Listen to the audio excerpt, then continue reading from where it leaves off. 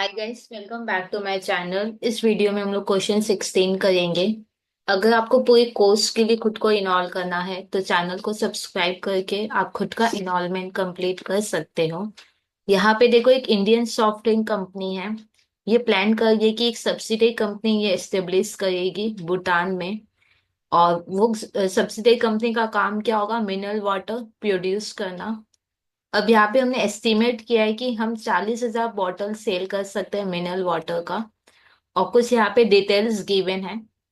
यहाँ पे देखो, material, labour, factory overhead, administrative expense given है। टोटल कॉस्ट गिवन है, टोटल एनुअल कॉस्ट। और एनुअल सेल ही गिवन है, तो कोई प्रॉब्लम नहीं है। अब लिखा है percent of total annual cost which is variable. मतलब जैसे 2,10,000 है तो इसमें कितना वेरिएबल है वो बताया है। अगर 100% वेरिएबल है तो 0% फिक्स वैसा होगा। तो एक काम करते हैं, एक स्टेटमेंट पहले बना लेते हैं जिसमें डिवाइड कर लेते हैं इस टोटल कॉस्ट को फिक्स्ड और वेरिएबल में। ठीक है, तो एक स्टेटमेंट हम लोग बनाएंगे पर्टिकुलर, और एक दो स्टेटमेंट हम लोग बनाएंगे पर्टिकुलर। एक अमाउंट का कॉलम, और एक और नीचे स्टेटमेंट बनाएंगे पर्टिकुलर और एक अमाउंट का कॉलम। ठीक है, ऊपर में लिखेंगे computation of total variable cost, और यहाँ पे लिखेंगे computation of total fix cost. ठीक है, अब यहाँ पे देखो, मटेरियल 2,10,000 है और ये पूरा का पूरा वेरिएबल है, मतलब ये कुछ भी फिक्स नहीं है। तो मटेरियल में आएंगे, मटेरियल 2,10,000, और ये पूरा का पूरा ही वेरिएबल है। आप ऐसे भी 2,10,000 सीधा लिख सकते थे, कोई प्रॉब्लम नहीं है। पूरा 100% ही वेरिएबल है, मतलब कुछ भी फिक्स नहीं है, तो ये पूरा का पूरा वेरिएबल में आएगा। आप डायरेक्ट भी लिख सकते हो या परसेंट करके भी दिखा सकते हो। फिर नेक्स्ट देखो, लेबर है 1,50,000। 80% वेरिएबल है तो 20% फिक्स्ड होगा। 80% वेरिएबल है तो लेबर 1,50,000। 80% वेरिएबल है तो 20% क्या होगा? फिक्स्ड। वैल्यू देखते हैं कितना आएगा। इसका होगा 120 और इसका होगा 30। फिर नेक्स्ट देखो, फैक्ट्री ओवरहेड गिवन है 92,000, जिसमें 60% वेरिएबल है। फैक्ट्री ओवरहेड,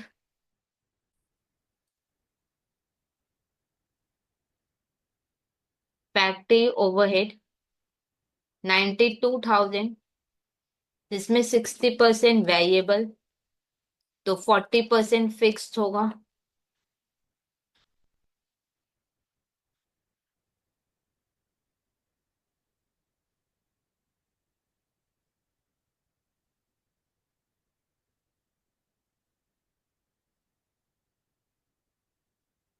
फिर नेक्स्ट देखते हैं क्या है।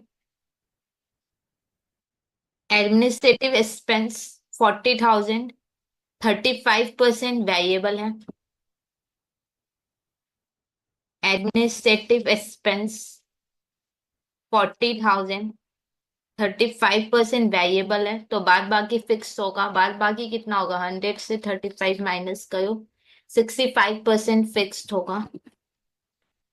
40,000 में 65% फिक्स है। 14,000, और इधर होगा 26,000। अब नीचे देखते हैं और क्या है। और तो नहीं है, तो पहले इसका एक बार टोटल कर लेते हैं हम लोग। इसका टोटल करेंगे तो कितना आएगा?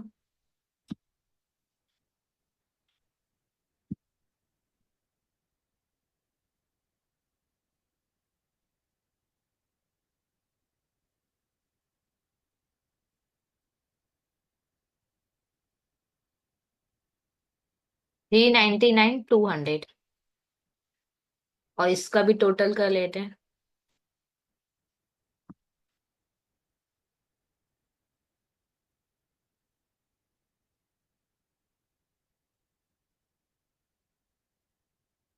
92,800, ठीक है।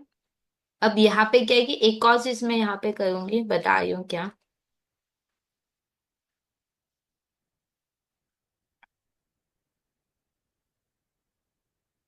अब यहाँ पे देखो टोटल वेरिएबल कॉस्ट निकल गया। ये हुआ मेरा टोटल वेरिएबल कॉस्ट और ये हुआ मेरा टोटल फिक्स कॉस्ट, ठीक है। Total variable cost statement complete हुआ। अब मैं अलग से नीचे यहाँ पे लिख रही हूँ वेरिएबल कॉस्ट पर यूनिट, ठीक है। क्योंकि मेरे को पता है ये हर सब में वेरिएबल कॉस्ट पर यूनिट काम का होता है, तो हम लोग वेरिएबल कॉस्ट पर यूनिट निकालेंगे। फॉर्मूला क्या है, variable cost by unit. Variable cost थी 99,200 और बॉटल्स था 40,000 सब में। तो 399,200 डिवाइडेड बाई 40,000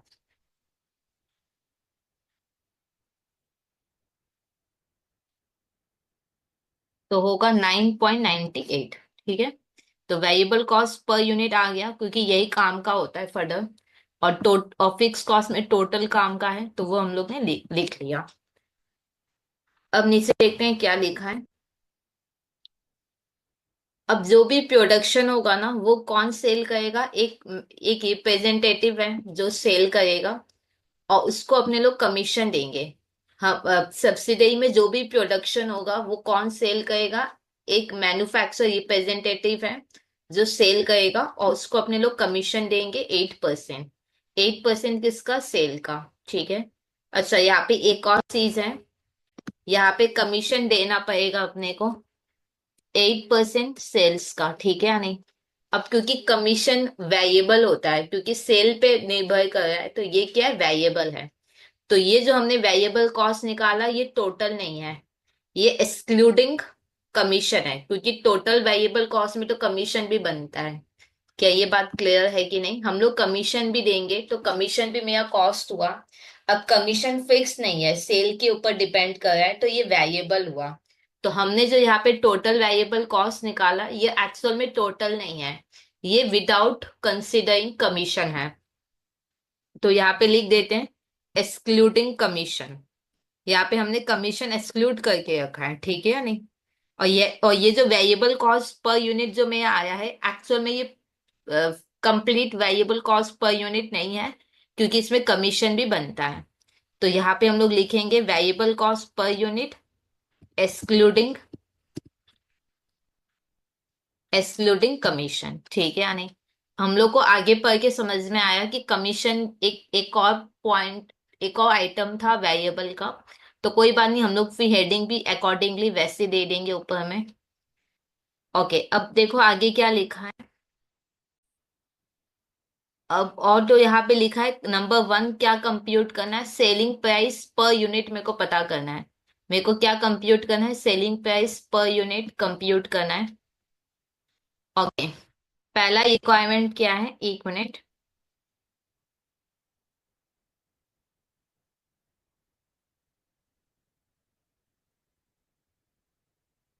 पहला रिक्वायरमेंट है मेरे को selling price per unit compute करना है, ठीक है।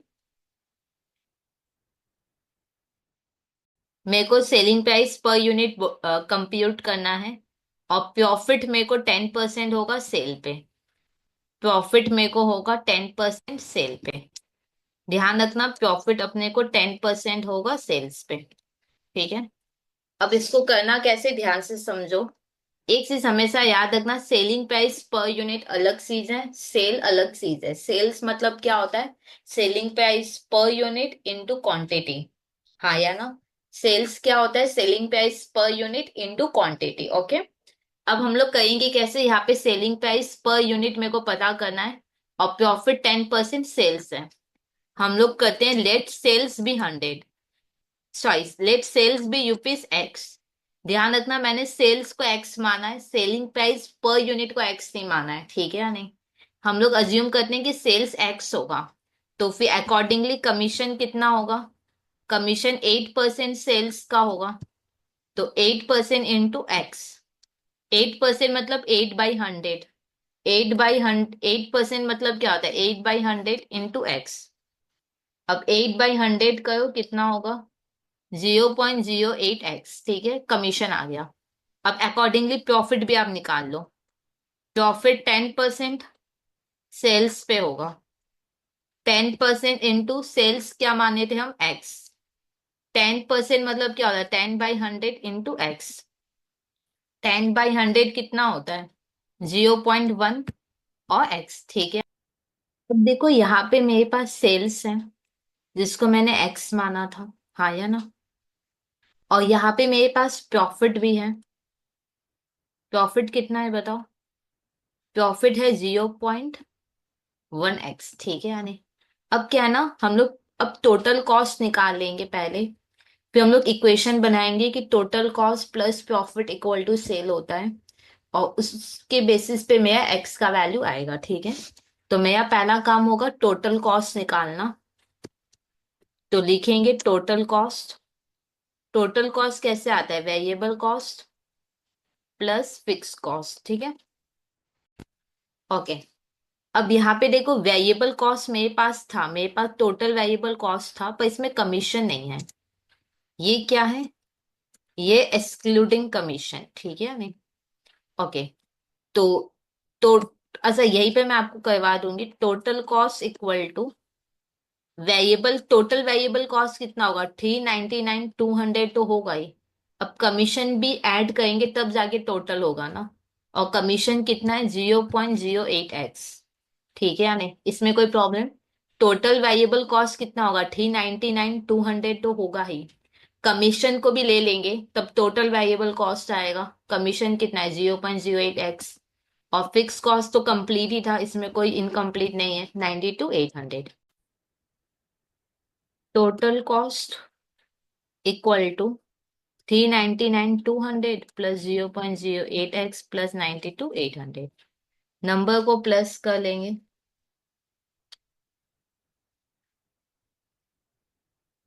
तो 492 आएगा प्लस 0.08 एक्स, ठीक है।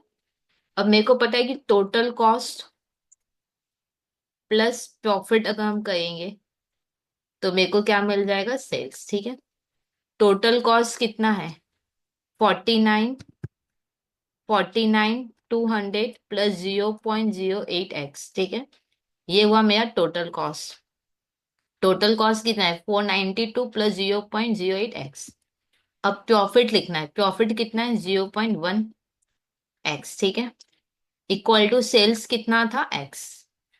अब अब एक्स को इधर ले लेते हैं, 0.08 x minus zero, sorry minus नहीं होगा, 0.08 एक्स प्लस 0.1 एक्स। अब ये वाला एक्स इधर आएगा तो माइनस एक्स हो जाएगा, और ये 492 राइट में जाएगा तो माइनस हो जाएगा। अब इसके आगे कुछ नहीं है तो ये 1 हुआ। तो सॉल्व करो कितना आएगा,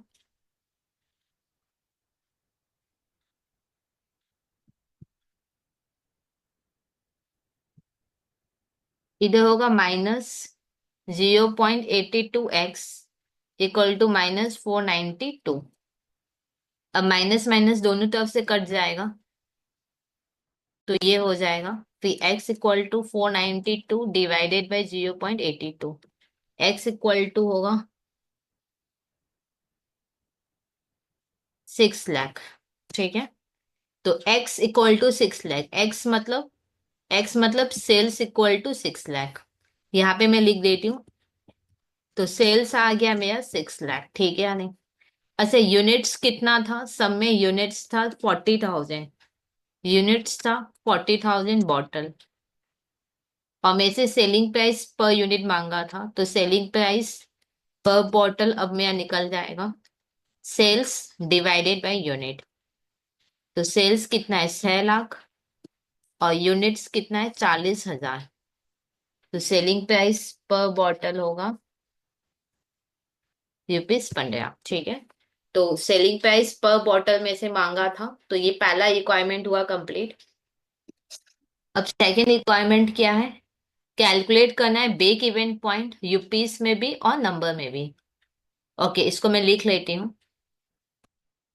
सेकेंड रिक्वायरमेंट है, मेरे को ब्रेक इवन पॉइंट निकालना है यूपीस में और इन यूनिट में, ठीक है, दोनों में मेरे को ब्रेक इवन पॉइंट निकालना है।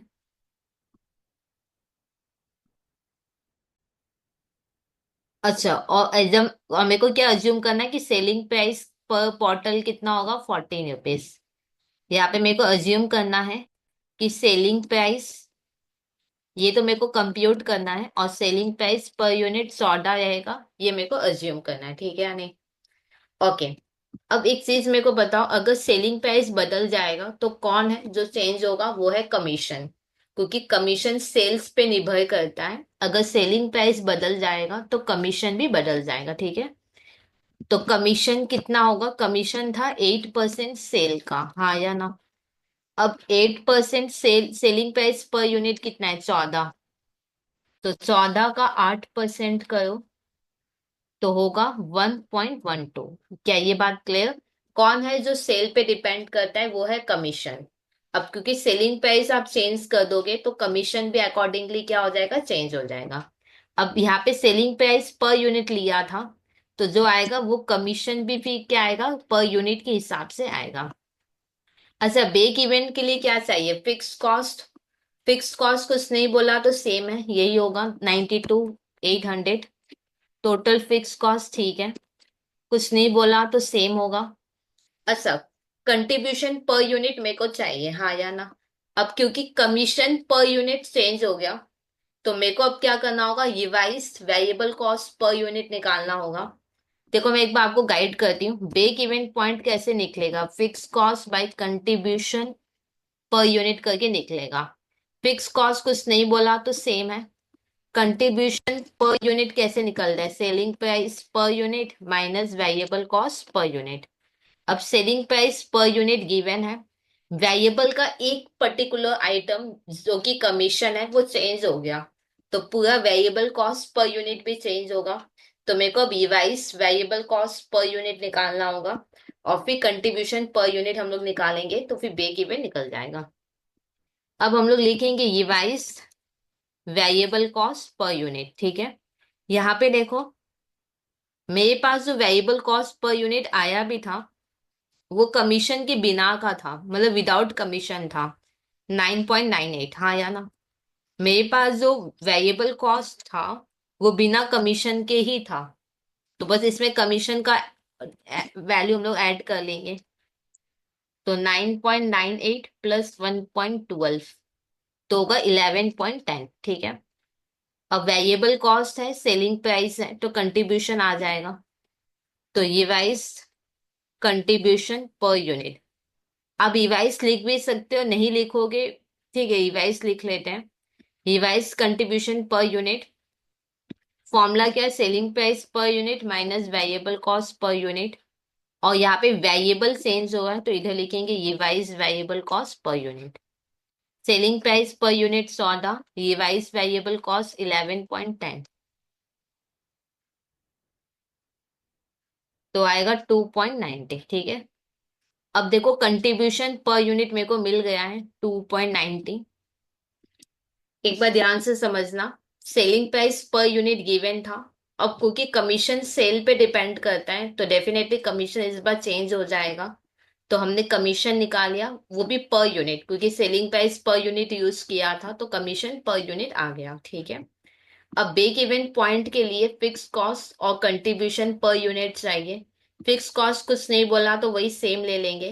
कंट्रीब्यूशन में क्या होता है, formula selling price minus variable cost. अब वेरिएबल कॉस्ट हमको निकालना पड़ेगा, और इसमें एक आइटम है जो चेंज हो गया है इस बार, वो है कमीशन, ठीक है। तो हम लोग revise variable cost per unit निकालेंगे। ऑलरेडी मेरा वेरिएबल कॉस्ट पर यूनिट निकला हुआ था, उसमें कमीशन था ही नहीं, तो ठीक है, इसमें फिर हम लोग कमीशन नया वाला ले लेंगे। तो accordingly variable cost per unit आ गया, सेलिंग प्राइस पर यूनिट और variable cost per unit given है, तो रिवाइज कंट्रीब्यूशन पर यूनिट आ गया। कंट्रीब्यूशन पता है, फिक्स कॉस्ट तो सेम ही है, तो ब्रेक इवन पॉइंट आ जाएगा। तो लिखेंगे break even point in units. Formula है fix cost by contribution per unit. Fix cost कितना है, 92,800, और कंट्रीब्यूशन पर यूनिट है 2.90। सॉल्व करेंगे तो यूनिट्स मिल जाएगा। तो होगा 32,000 यूनिट्स। ठीक है। अब हमको इसको यूपीस में भी निकालना है, ब्रेक इवन पॉइंट इन यूपीस। कैसे निकालोगे ब्रेक इवन पॉइंट? अच्छा, मैं पहले समझा देती हूँ।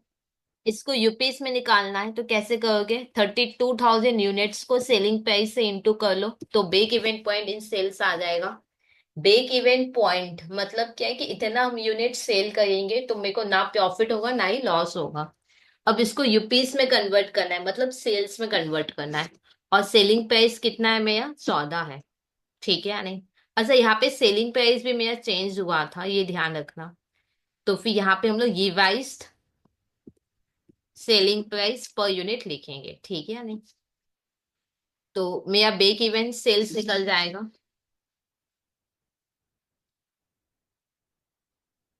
44,800। क्या ये बात clear? Break even point in rupees का मतलब क्या हुआ? देखो, 32,000 यूनिट अगर हम सेल करेंगे तो मेरे को ना ही प्रॉफिट होगा ना ही लॉस होगा।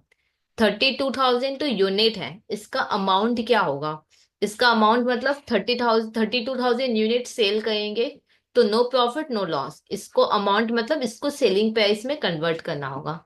और सेलिंग प्राइस है कितना, 14 करके। ठीक है या नहीं? तो ये कैसे बना, break even point in units हमने लिखा, इनटू क्या क्या, revised selling price per unit हमने किया। ठीक है। तो ये रिक्वायरमेंट हुआ कंप्लीट। कोई डाउट रह जाए तो कमेंट सेक्शन में लिख देना, और अगर अभी तक खुद को इनॉल नहीं किया तो प्लीज चैनल को सब्सक्राइब करके आप खुद का इनॉलमेंट कंप्लीट कर